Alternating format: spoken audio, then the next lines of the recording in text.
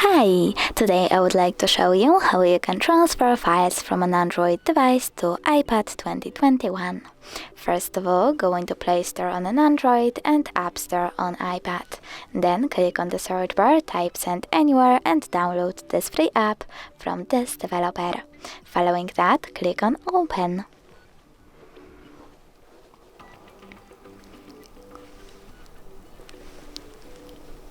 Now select Allow access to all photos, click on Allow and choose OK on iPad, and now we have to wait for this one to download.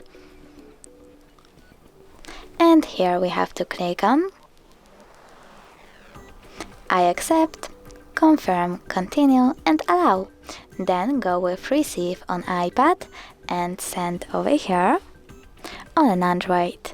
Now click on all of those type of dots and choose Send in order to send all of your files.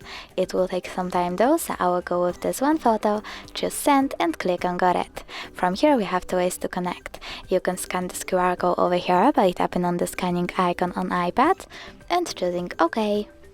Or you can input this password over here and tap on Receive. Now we have to wait a bit and click on OK. As you can see, my photo was successfully transferred.